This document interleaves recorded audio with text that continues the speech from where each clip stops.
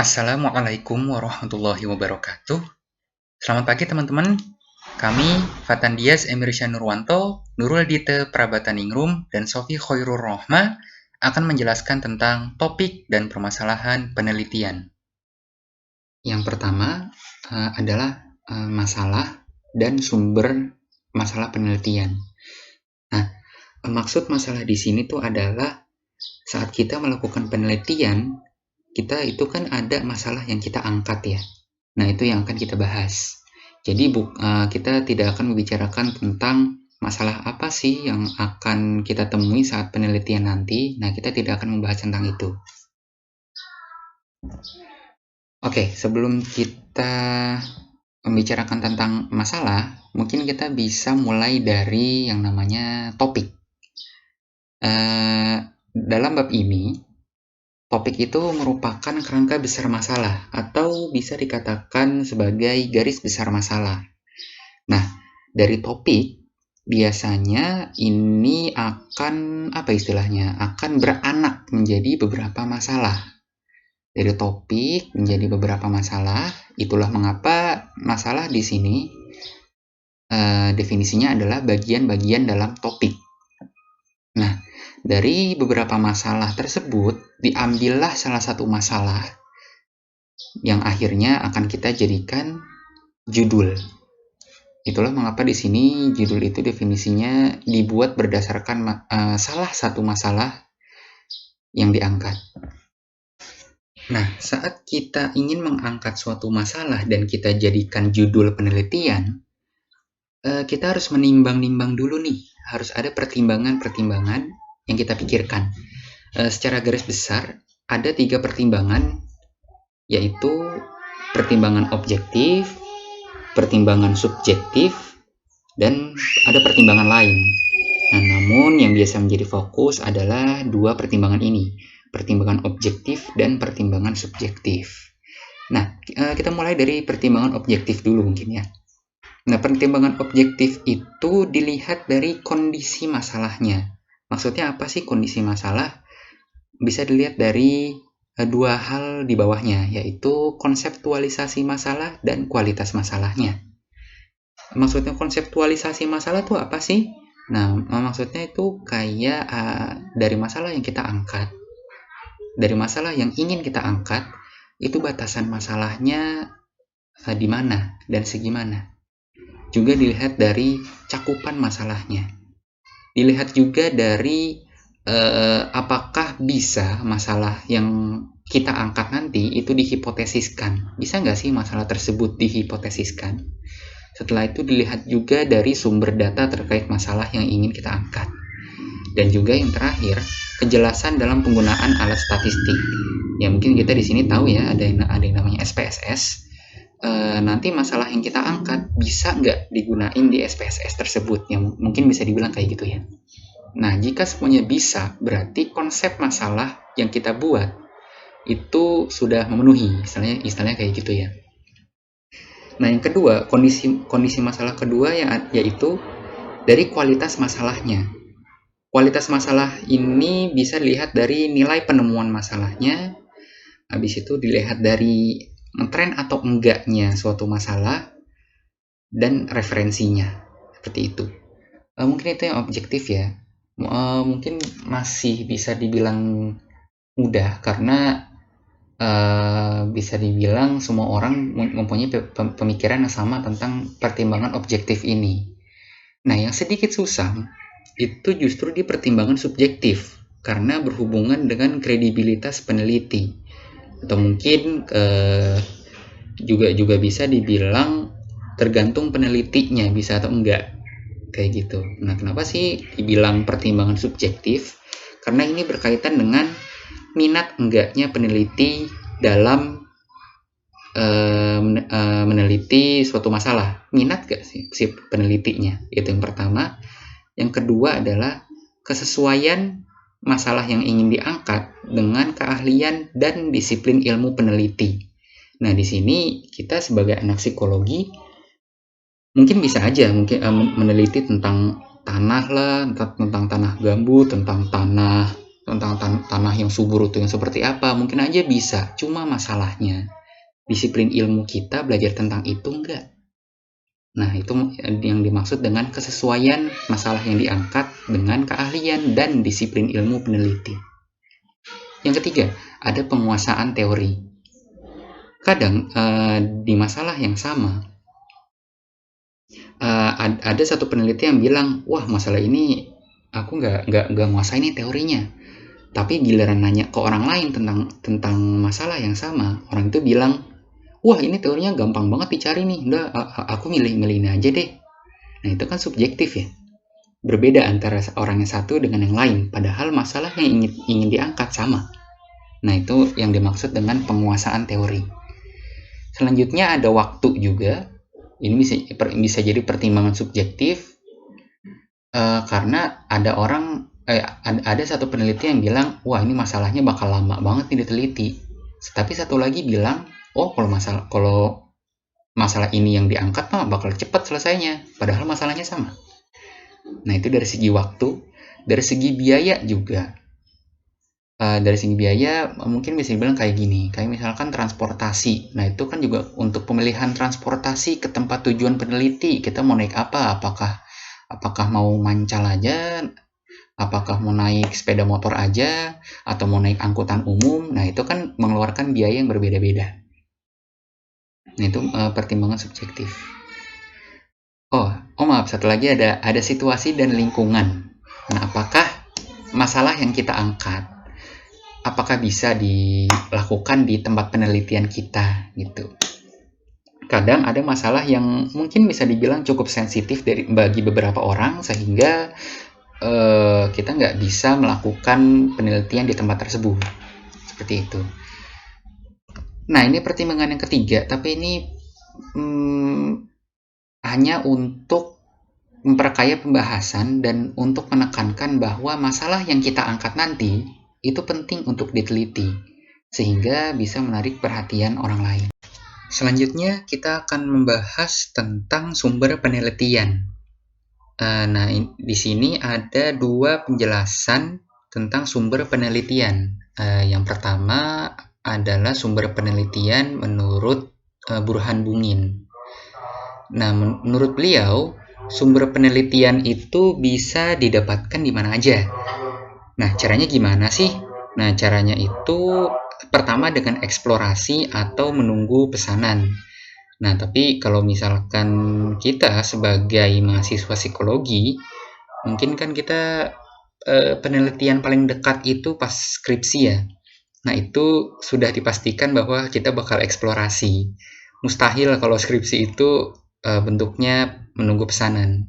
Nah, biasanya yang menunggu pesanan ini tuh dari lembaga-lembaga atau dosen-dosen yang bekerja di instansi tertentu. Misalkan gini, ada suatu masalah. Maksudnya ada seseorang yang mendapatkan suatu masalah. Akhirnya dia melaporkan ke suatu lembaga. Pak, Ibu, mohon maaf, ini saya punya murid yang bermasalah sedemikian rupa. Apakah murid saya ini terkena gangguan mental atau murid saya ini biasa aja tapi bisa dirubah perilakunya. Nah itu namanya pesanan, diminta dari orang lain dan instansi yang terkait yang akan meneliti tentang itu. Nah itu namanya menunggu pesanan. Nah, walaupun Pak Burhan Bungin ini bilang bahwa sumber penelitian bisa didapatkan di mana aja, tapi kita tetap harus melihat pertimbangan penelitian yang sudah dijelaskan sebelumnya. Kita harus melihat pertimbangan objektifnya dan pertimbangan subjektifnya. Selanjutnya adalah sumber penelitian menurut Davis dan Smith. Menurut Davis dan Smith, sumber penelitian itu bisa dibagi menjadi dua, yaitu sumber penelitian yang sistematik dan yang non-sistematik. Bedanya apa sih? Kalau yang sistematik itu datang dari hal-hal yang diperiksa secara menyeluruh dan dipikirkan secara cermat. Apa aja sih contohnya? Ada 3 contoh, yaitu penelitian sebelumnya, atau past research. Nah, ini maksudnya apa? Jadi, misalnya gini, bayangkan kita berada di suatu perpustakaan dan kita bertujuan untuk mencari mungkin skripsi cutting kita atau melihat penelitian dari dosen kita mungkin. Nah, saat kita membaca penelitian itu, nah kita menemukan masalah yang belum terjawab istilahnya. Nah, dari situ kita berpikir bahwa kayaknya bisa nih dijadiin masalah baru dalam penelitian saya. Nah, itu maksudnya mendapatkan sumber penelitian dari past research. Selanjutnya ada teori. Menurut Davis dan Smith, teori itu memiliki dua fungsi. Yang pertama untuk organize the data, dan yang kedua untuk guide further research. Nah, yang digarisbawahi kan yang guide further research ya. Jadi teori itu berfungsi untuk memandu kita untuk melakukan penelitian yang lebih lanjut. Seperti itu. Itulah mengapa salah satu sumber penelitian sistematik adalah melalui teori. Yang terakhir, sumber penelitian bisa didapatkan melalui pembelajaran di kelas atau classroom lectures. Nah, mungkin bisa kita bayangkan bahwa kita sedang ada di kelas, setelah itu dosen kita menerangkan tentang sesuatu hal, dan akhirnya membawa kita untuk membuat sebuah penelitian berdasarkan pengajaran dosen tersebut. Seperti itu. Nah, selain sumber penelitian sistematik, ada juga nih sistem sumber penelitian yang non-sistematik. Nah, sumber penelitian non-sistematik ini apa? Yaitu sumber penelitian yang datang secara tidak terduga karena masalah yang diangkat atau masalah yang akan diangkat oleh kita belum pernah diteliti sebelumnya. Nah, bisa didapatkan dari mana aja sih sumber penelitian non-sistematik? Yang pertama, dari inspirasi. Atau mungkin kalau bahasa obrolan kita, bahasa tongkrongan, mungkin bisa dibilang tiba-tiba terpikirkan begitu aja. Tiba-tiba, ting, kita dapat inspirasi. Nah, seperti itu. Yang kedua, kita bisa mendapatkan sumber penelitian dari keberuntungan atau serendipity. Maksudnya apa sih? Kita bisa mendapatkan masalah baru dari fenomena lain. Misalkan kita meneliti tentang mungkin kalian masih ingat ya percobaan Skinner tentang ada seorang dewasa yang dijadikan model dan memukul boneka, dan anaknya itu meniru model tersebut, persis meniru sesuai dengan model, yaitu memukul boneka juga. Nah, tapi saat kita coba sendiri, ada nih satu anak yang loh kok dia gak mau ngikutin modelnya ya. Nah, itu bisa kita teliti lebih lanjut. Nah, itu yang dimaksud dengan keberuntungan atau serendipity. Dari fenomena lain, yaitu percobaan Skinner tadi, kita mendapatkan masalah baru, yaitu loh kok anak ini gak ngikutin modelnya ya. Nah, itu maksudnya. Dan sumber penelitian yang terakhir menurut Davis dan Smith adalah kejadian sehari-hari atau everyday occurrences. Ya, sesuai dengan istilahnya ya, kejadian sehari-hari. Ini bakal muncul ya setiap hari saat kita berjalan, saat kita pergi kemana, atau di waktu sore, di waktu senja atau pagi. Nah, mungkin aja kita mendapatkan masalah baru berdasarkan kejadian kita sehari-hari, atau bisa dibilang bisa saja kita mendapatkan masalah baru sesuai kebiasaan yang kita lakukan di rumah, atau mungkin di kosan, atau mungkin di kampus. Bisa aja kita mendapatkan masalah baru. Selanjutnya kita akan masuk ke subtema selanjutnya, yaitu jenis masalah penelitian.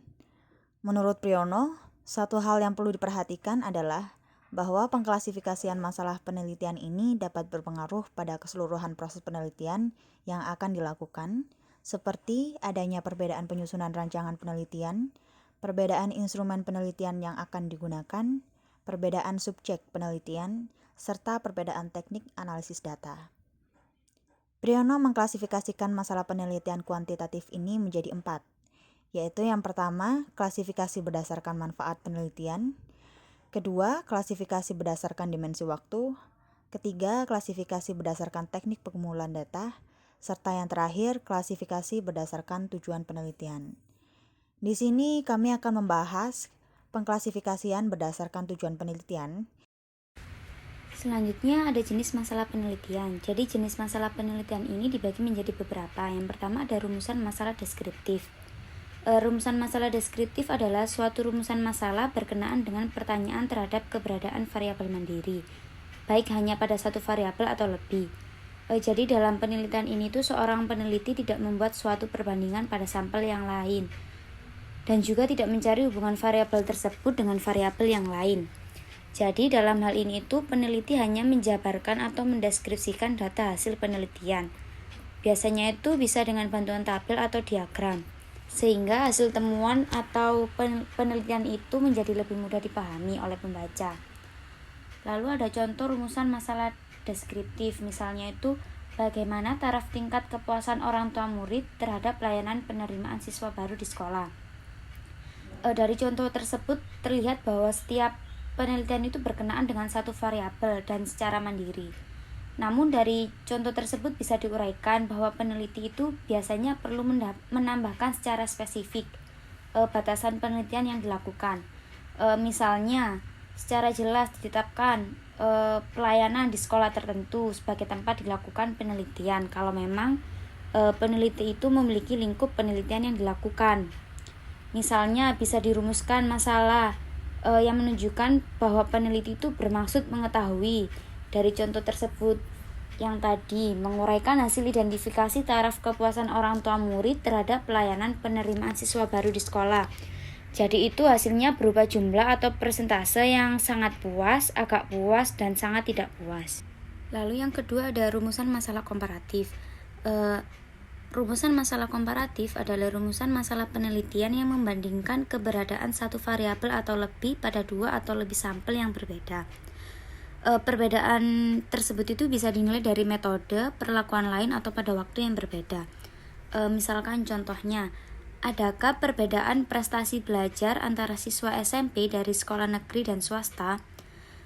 Sebagai variabel penelitian di sini itu adalah prestasi belajar. Lalu berdasarkan perbandingan dua sampel yaitu status sekolah yang berbeda, negeri atau swasta tadi.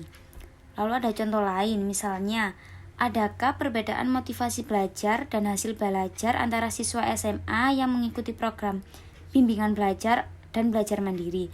Jadi di sini itu dua variabel, dua kelompok sampel. Jadi di sini yang sebagai variabel penelitian itu adalah motivasi belajar dan hasil belajar. Lalu yang berdasarkan perbandingan dua kelompok belajar itu bimbel dan belajar mandiri tadi. Lalu yang selanjutnya ada rumusan masalah korelasi. Korelasi di sini itu ukuran sejauh mana dua variabel terkait. Korelasi dibagi menjadi tiga. Yang pertama ada korelasi positif. Korelasi positif ini terjadi ketika peningkatan satu variabel mengarah pada peningkatan variabel lainnya, dan penurunan satu variabel akan berdampak pada penurunan variabel lainnya.